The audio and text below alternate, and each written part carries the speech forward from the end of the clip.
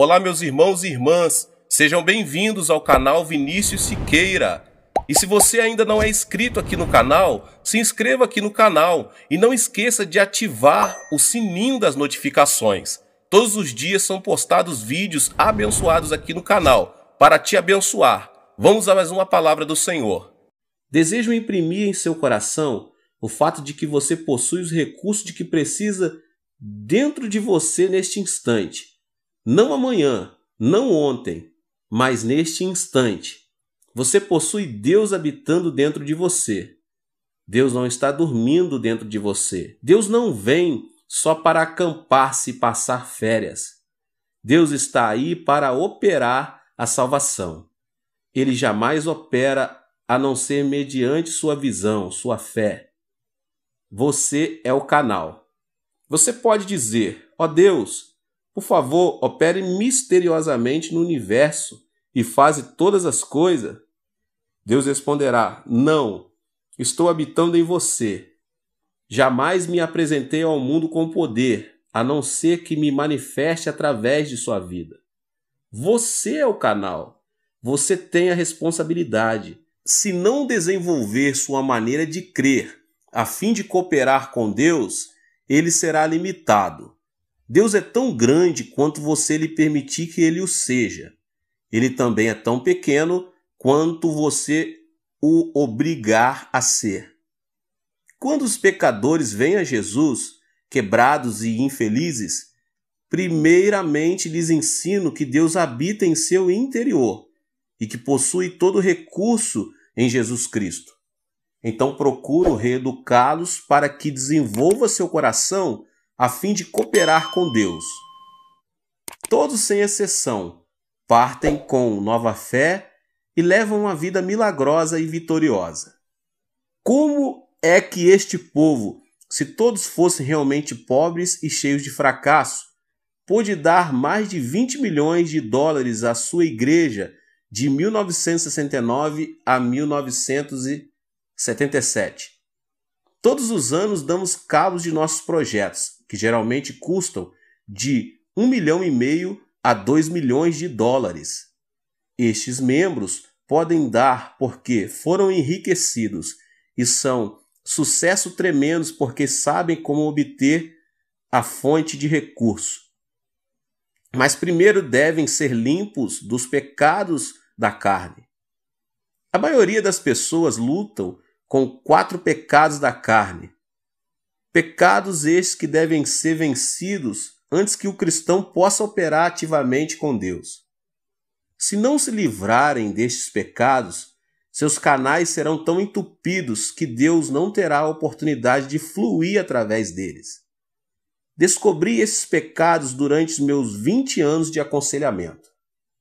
Primeiro, as pessoas sofrem por causa do ódio. O primeiro pecado que examinaremos. Se conservar o ódio em seu coração, Deus jamais poderá fluir através de você. E esse ódio, esse espírito não perdoador, será o inimigo número 1 de sua fé. Cristo Jesus destaca esse fato em Mateus 6, 14 e 15. Porque se perdoardes aos homens as suas ofensas, também vosso Pai Celeste vos perdoará. Se, porém, não perdoardes aos homens as suas ofensas, tampouco vosso Pai vos perdoará as vossas ofensas. Depois de pregar o 4º sermão no domingo de manhã, estou tão cansado que não desejo ver ninguém. Se alguém deseja falar comigo, primeiro tem de passar por minhas secretárias. Elas examinam cuidadosamente os pedidos. Se alguém consegue chegar à minha porta, é porque está em grande necessidade. Certo dia, depois de meu 4º sermão, um senhor bateu à porta do meu escritório. Abri a porta e ele entrou. Pensei que ele estivesse bêbado porque andava cambaleando. Sentou-se e tirou algo do bolso. Um punhal afiado. Fiquei atemorizado. Pensei: como é que as secretárias deixaram-no entrar aqui? Ele carregava um punhal e assim mesmo o deixaram entrar. Eu estava realmente assustado. E quando ele empunhou a arma, preparei para defender-me, dizendo: Não use essa faca. Diga-me por que veio aqui, respondeu ele. Senhor, vou cometer suicídio, mas primeiro vou matar minha esposa, meu sogro, minha sogra e todos os que se encontram ao meu redor. Um amigo meu aconselhou-me a vir a assistir um dos seus cultos antes de fazer todas estas coisas. Vim e assisti ao 4º culto. Escutei com atenção, mas não pude entender nenhuma de suas palavras. Não pude entender seu sotaque e não consegui compreender nada do que o Senhor disse. De modo que depois de ouvir o que o Senhor tem a dizer, vou sair para realizar todos os meus planos. Estou morrendo. Tenho tuberculose e tenho excesso de tosses o tempo todo. Estou morrendo. Acalme-se, disse-lhe. Sente-se aqui e conte-me sua história. Bem, respondeu ele, durante a última etapa da Guerra do Vietnã, eu servi como mecânico e era um motorista. Trabalhei em todas as linhas de frente, construindo trincheiras e estradas, arriscando a vida a fim de ganhar mais dinheiro. Enviava todo o dinheiro para minha mulher, e quando a guerra acabou, mal tinha o suficiente para sair do Vietnã. Mandei-lhe um telegrama de Hong Kong e esperava vê-la com as crianças no aeroporto de Seul. Mas ao chegar lá, não vi nem sombra deles. Pensei que talvez tivessem recebido meu telegrama, mas quando cheguei correndo em casa, descobri estranhos morando lá. Descobri que minha mulher tinha fugido com um jovem. Ela me havia deixado, levando todas as minhas economias. Morava em outra parte da cidade. Fui até lá e implorei-lhe que voltasse para mim. Ela se negou terminantemente. Fui ver meu sogro e minha sogra a fim de expor-lhes o caso. Deram-me $40 e me expulsaram de sua casa. Em menos de uma semana eu tinha um ódio ardente em meu coração e comecei a vomitar sangue. Agora a tuberculose acaba comigo rapidamente e não tenho esperança alguma. Vou destruí-los um por um. Então matarei a mim mesmo depois. Cavalheiro, disse-lhe eu, essa não é a maneira de fazer vingança.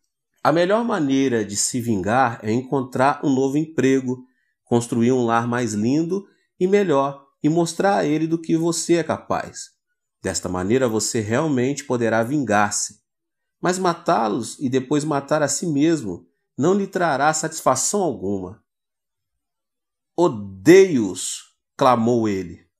Enquanto os odiar, vai destruir-se, disse eu.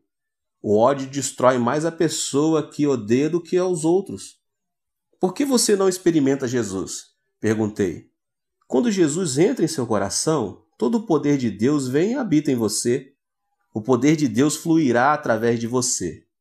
Deus o tocará, o curará e restaurará a sua vida. Você poderá construir sua vida e isso seria vingança verdadeira contra seus inimigos. Enviei-o à montanha de oração, onde ele aceitou a Jesus Cristo como seu salvador pessoal. Contudo, ele não podia perdoar de todo a sua esposa. Pedi-lhe, pois, que bendizesse sua esposa. A melhor maneira de perdoar sua esposa é bendizê-la. Abençoe-lhe o espírito, alma, corpo e vida. Ore para que Deus abra as portas dos céus e derrame bênção sobre ela. Não posso abençoá-la, exclamou ele. Não a amaldiçoarei, porém não a bendirei. Respondi, se não a abençoar, não será curado. Ao abençoar, as bênçãos começam em você. Você vai aproveitar mais de suas bênçãos do que ela. Temos um ditado que diz, se deseja sujar o rosto dos outros com barro, terá primeiro que sujar suas mãos. De modo que, se amaldiçoar sua mulher, a maldição primeiro tem que sair de sua boca e você será amaldiçoado primeiro.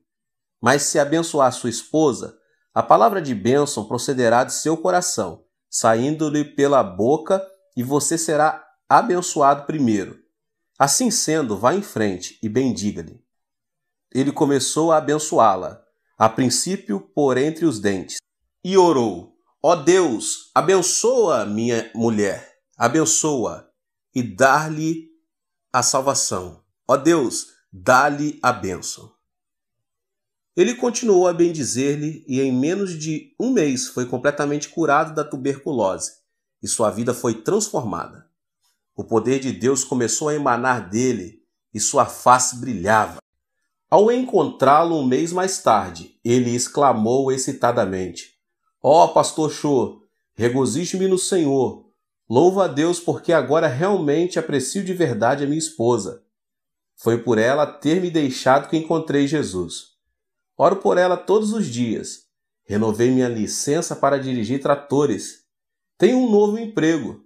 Estou construindo um novo lar e espero que minha esposa volte para mim. Este homem louvava ao Senhor. Ele construía sua vida através do poder de Deus que tinha começado a emanar de sua vida. Ele estava curado de espírito e corpo. Se não se livrar de seu ódio, não poderá entrar em contato com o Senhor. Quando você sair a pregar o Evangelho, deve ajudar as pessoas a compreender isto.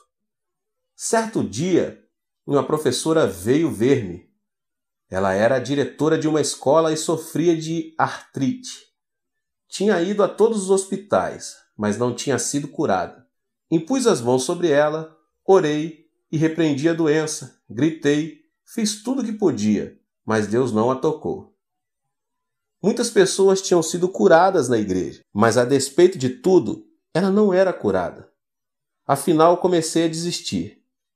Mas certo dia o Espírito Santo me disse: não grite, ore e repreenda.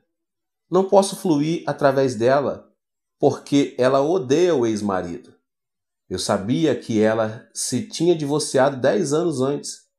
Então, enquanto ela estava sentada à minha frente, eu disse: irmã, por favor, divorcie-se do seu marido.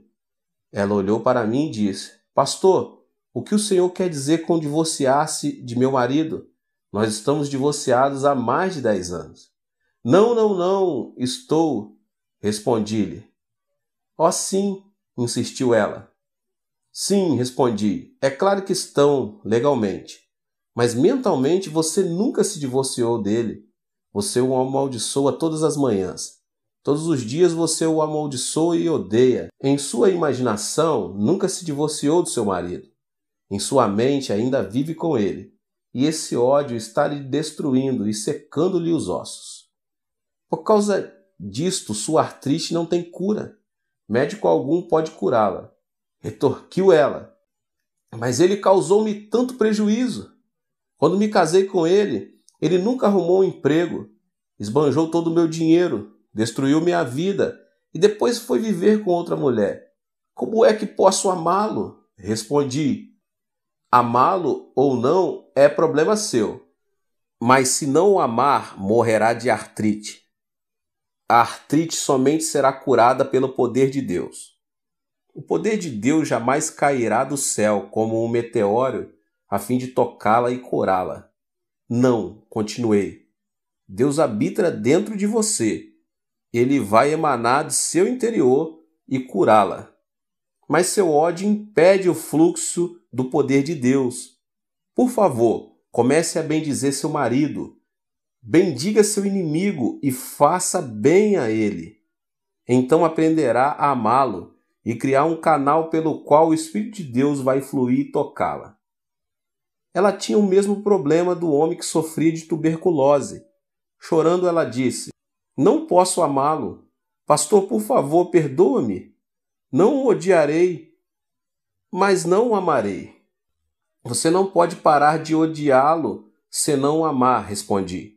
Veja seu marido através da imaginação. Toque-lhe e diga-lhe que o ama e o abençoe. Uma vez mais, ela relutava, de modo que fiz uma oração por ela.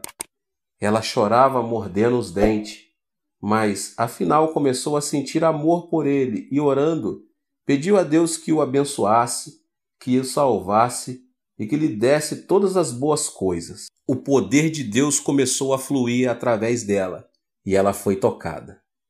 Em menos de 3 meses foi libertada da sua artrite.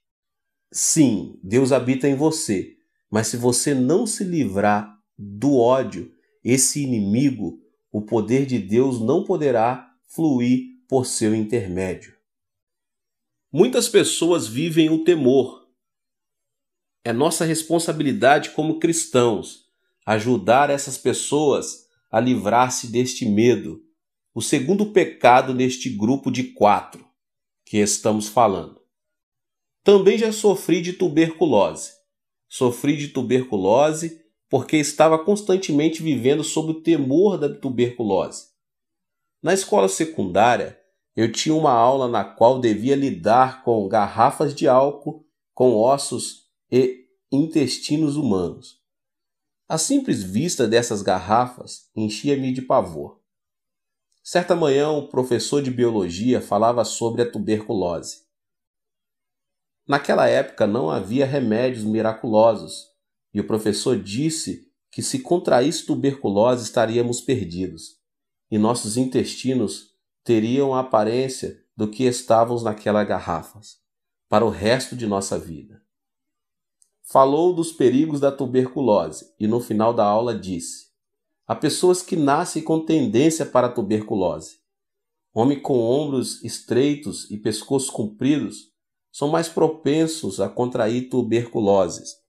Todos os alunos começaram a esticar os pescoços e a medi-los como se fossem cegonhas. Olhando para os meus companheiros, vi que eu tinha o pescoço mais comprido de todos. Imediatamente tive o pressentimento de que contrairia tuberculose. O temor oprimia-me o coração. Quando cheguei em casa, olhei no espelho, medi o pescoço a tarde toda.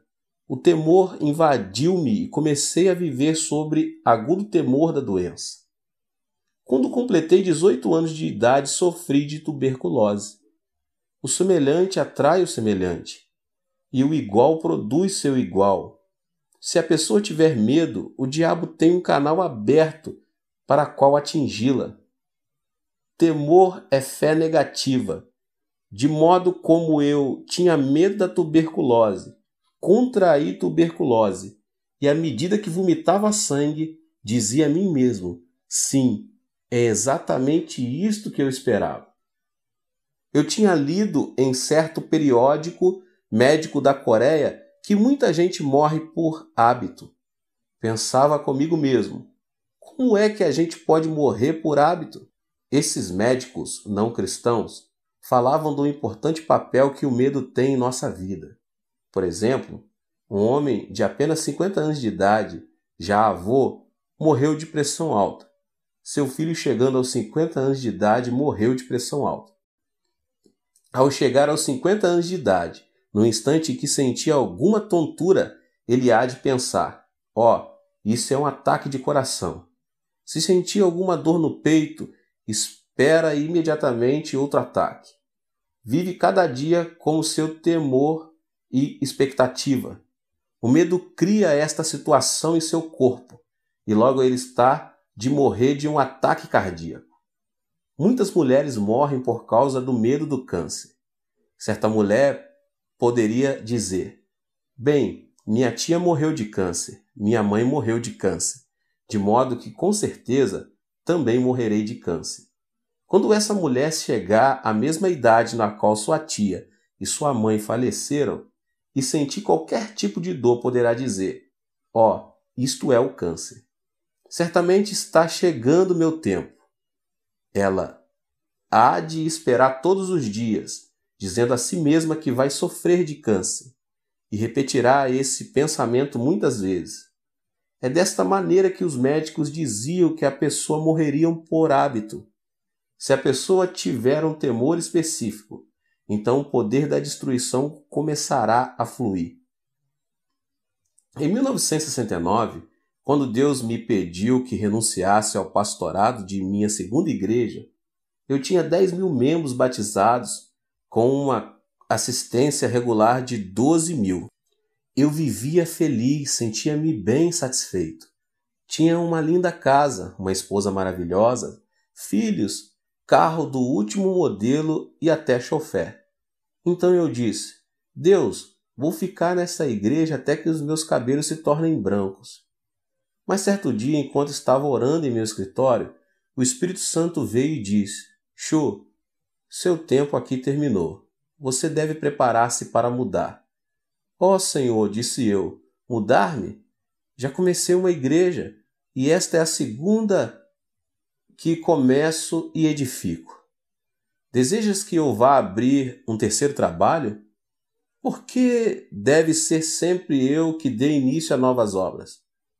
Estás escolhendo a pessoa errada. Dize a outro que vá.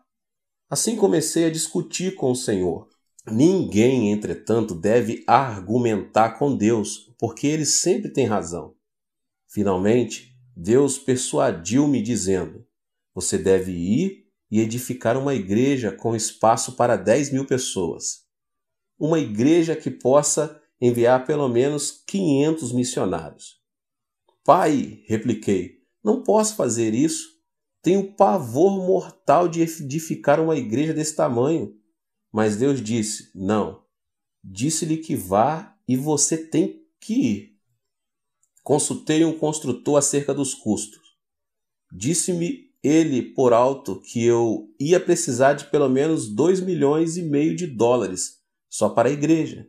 Para o terreno precisava de outro 500 mil e para o terreno contíguo, a fim de construir o complexo de apartamentos, outros 2 milhões. Um total de não menos 5 milhões de dólares. Perguntou-me quanto dinheiro eu tinha. Disse-lhe que possuía 2.500 dólares. Ele olhou para mim espantado, sacudiu a cabeça e não disse nada. Então fui a uma reunião dos anciões da igreja e contei-lhes o plano. Certo ancião disse, pastor, quanto dinheiro o senhor vai conseguir nos Estados Unidos? Nenhum centavo, disse-lhe eu. Disseram, o senhor é um bom homem, um ministro genuíno, mas não é homem de negócios. Não é assim que se constrói uma igreja em um complexo de apartamentos. Então reuni meus 600 diáconos. Quando lhes contei o plano, começaram imediatamente a agir como coelhos assustados, como se eu fosse impor-lhes um tributo de sangue. Senti-me desnorteado. Estava cheio de medo. Fui ao Senhor. Senhor, ouviste todas as palavras dos anciões e diáconos. Estão todos de acordo, de modo que o Senhor tem de pensar sobre este assunto de novo. Então o Espírito Santo falou ao meu coração, filho, quando foi que lhe pedi que fosse falar aos anciões e com os diáconos? Então, eu não devia? Perguntei. O Espírito respondeu, mandei que você construísse uma igreja, não que a discutisse. Esta é a minha ordem. Levantei-me dizendo, sim, se esta é a tua ordem, cumpri-la-ei. Fui à prefeitura e comprei a crédito quase 2 hectares no campo mais caro, situados em frente ao edifício do Congresso, um dos lugares mais cobiçados de toda a Coreia. Depois fui ao construtor e assinei um contrato com ele para a construção da igreja e do complexo de apartamento. Tudo a crédito. Pensei com meus botões, eles construirão a igreja. Eu confiarei em Deus e verei o que acontece. No dia em que comecei as obras, fizemos um culto especial. Finalizado o culto, fui ver como as coisas andavam. Pensei que os trabalhadores abririam umas poucas valas e que ali começariam a colocar o cimento para os alicerces, e que em pouco tempo o edifício estaria terminado. Mas havia dúzia de tratores trabalhando e cavando a terra como se fossem fazer um lago. Fiquei louco de medo e perguntei, pai, como vês estes homens estão escavando? Eu terei que pagar por tudo isso. Não posso. Fiquei paralisado de medo. Meus joelhos começaram a tremer e pela imaginação me vi sendo levado num carro da polícia. Ajoelhei-me e orei. Ó Deus, que posso fazer? Onde devo me enfiar? Onde estás tu? Sei que és o recurso total e coloco minha confiança em ti.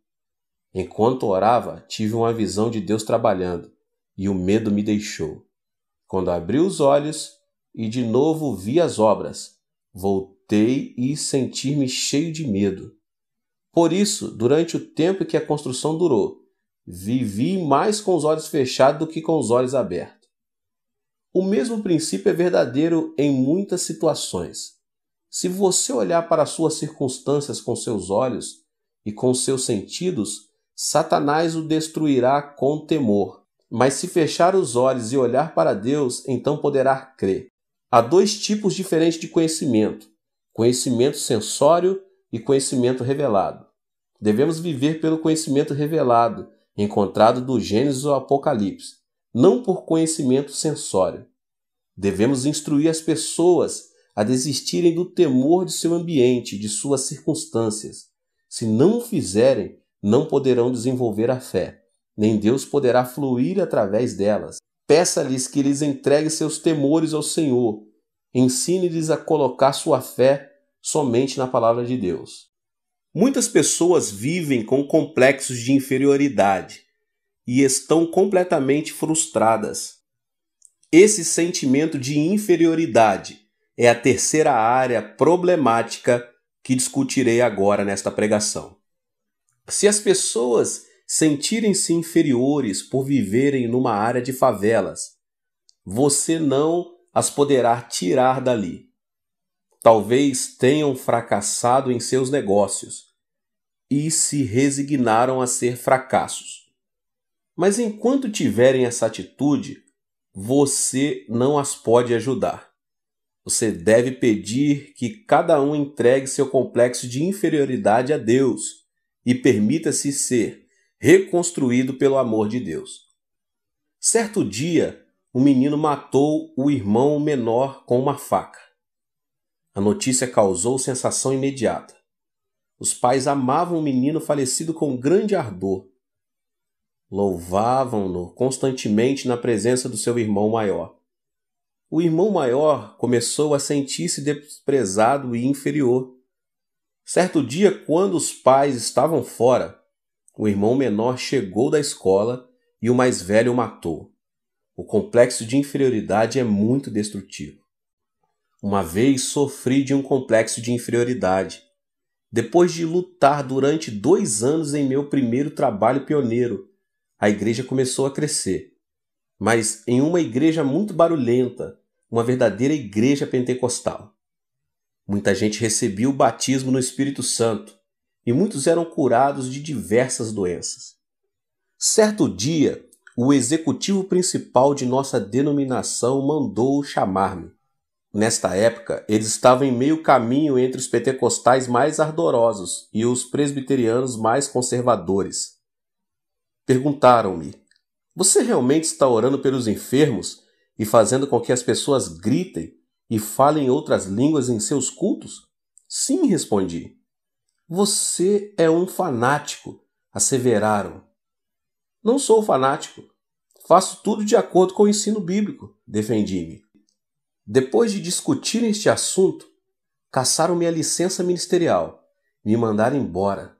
Fui expulso de minha própria denominação.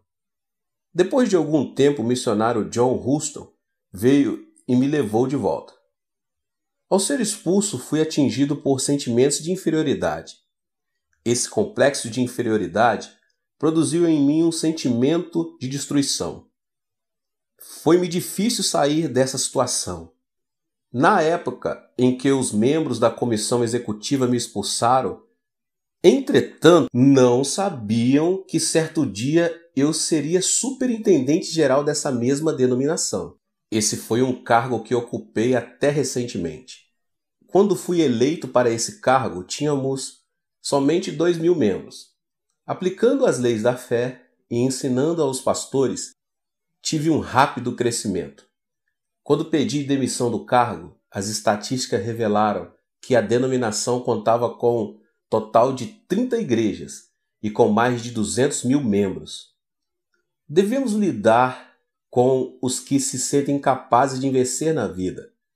Devemos tirá-los de sua depressão e pessimismo, edificá-los no amor de Jesus Cristo e dar-lhes fé, dizendo-lhes que nada é impossível ao que crê. Devemos curá-los e treiná-los. Logo eles se desfarão de seu sentimento de inferioridade. Certo domingo de manhã, enquanto pregava no segundo culto, vi um homem que eu sabia estar mentalmente doente. Ele foi trazido com os pés e mãos amarrados. Nesse dia, estávamos fazendo compromisso para terminarmos com êxito a quinta etapa da construção. Muitas pessoas estavam preenchendo cartões de compromisso. Quando esse homem recebeu um cartão, ele o preencheu com a quantia de $100. Sua esposa riu quando os diáconos passaram para recolher as ofertas. Não acredite nele, disse ela. Ele está doido. Mas depois do culto, quando o fui ver, ele estava completamente curado pelo poder do Espírito Santo. Estava de novo em perfeito juízo, plenamente consciente do que fazia e dizia. Tinha sofrido de um profundo complexo de inferioridade. Explicou. Eu tinha uma fábrica de fertilizantes, mas fui à falência. Fiquei tão preocupado que perdi a razão. Então, levaram-me para um hospital psiquiátrico, onde recebi uma série de eletrochoques. Mas nunca me curaram. Mas enquanto eu estava sentado ali ouvindo as suas palavras, subitamente saí de meu estado mental e tive consciência da realidade. Perdi meus amigos, meu prestígio e meu crédito. Tenho uma montanha de dívidas. Não posso fazer nada. Não sou ninguém. Você é alguma coisa, disse-lhe eu. Você não é inferior. Você veio a Jesus e agora todo o poder de Cristo e todos os seus recursos residem em você. Você é um homem de Deus. Levante-se vitoriosamente. Você tem dentro de si todo o poder e todos os recursos de Deus à espera de serem liberados. Que tipo de trabalho posso fazer? Perguntou-me. Não sei, respondi. Mas continue a ler a Bíblia e a orar. Certo dia ele voltou cheio de entusiasmo. Pastor, li o versículo da Bíblia que diz sermos o sal da terra e a luz do mundo. Que lhe parece eu entrar no negócio de vender sal a varejo? Se você acredita nisso, vá em frente, disse eu. Faça-o. Ele se foi e começou a vender sal em pequena escala. Pagou seus dízimos, pagou a promessa que tinha feito e regozijava-se muito no Senhor. Deus começou a abençoá-lo e seu negócio de vender sal prosperou muito. Com o passar do tempo, ele construiu um grande armazém à beira do rio, onde colocou um capital de $500 em sal. Mas certa noite de verão chovia torrencialmente e pela manhã, quando me levantei, a área toda estava inundada. O armazém dele estava inundado. Fiquei apreensivo. Nesta tarde, depois da parada da chuva, corri à casa dele. Outros artigos e materiais podem ser recuperados depois de uma inundação. Mas o sal é o muito amigo da água. Ao entrar no seu armazém, vi que todo o sal tinha desaparecido. O homem, agora ancião de minha igreja, estava sentado no meio do depósito, cantando e louvando a Deus. Entrei sem saber se ele estava em perfeito juízo ou não. Cheguei-me a ele e perguntei, você está bem ou está louco? Pastor, estou perfeitamente bem, sorriu ele. Não estou louco. Não se preocupe. Perdi tudo. Deus o levou. Mas como o Senhor sempre me tem dito, os recursos todos estão dentro de mim. A água pode lavar meu sal, mas não pode desfazer os recursos da presença de Deus que habita em mim.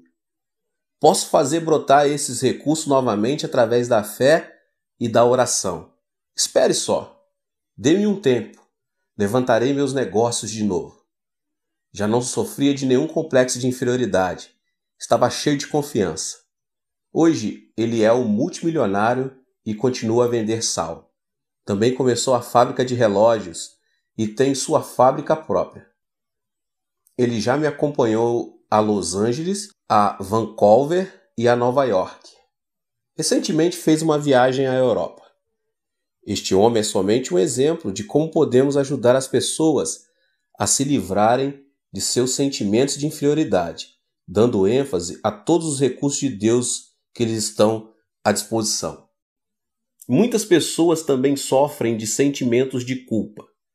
Este é o quarto problema que deve ser vencido antes que o cristão possa trabalhar ativamente com Deus.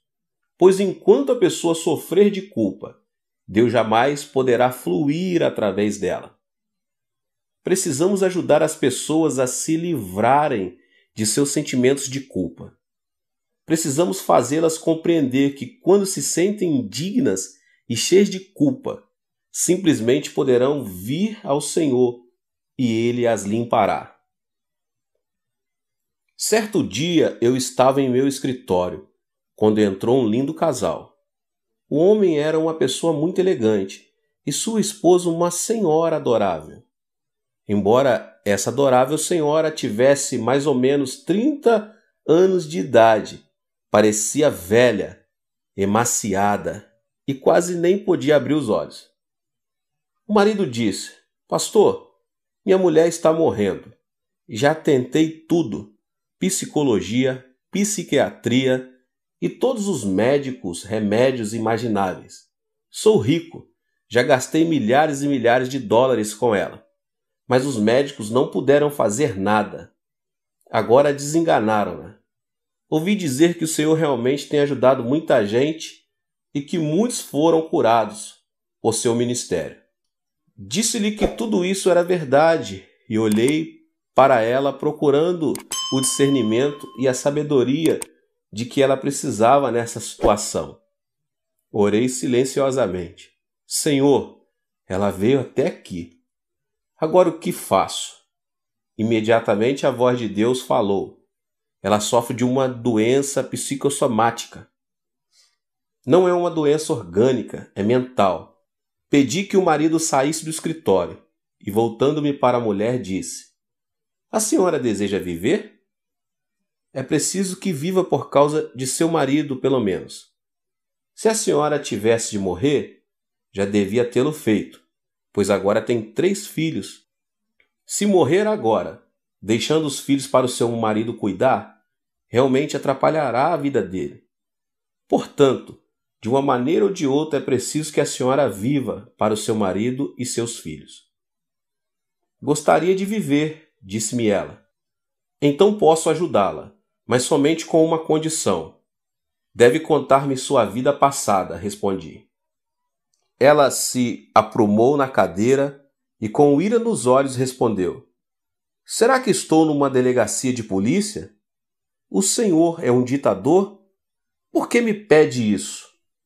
Isto não é um interrogatório e não tenho que revelar meu passado." "Então não poderei ajudá-la", respondi. "Se a senhora persistir nesse curso de ação, vou pedir que Deus revele diretamente as áreas problemáticas do seu passado." Ela ficou espantada e, tirando um lenço da bolsa, começou a chorar. Depois de um longo suspiro, disse: "Pastor, vou revelar meu passado, mas não acho que seja esse meu problema." "Sim, disse eu. Esta é a causa de seus problemas.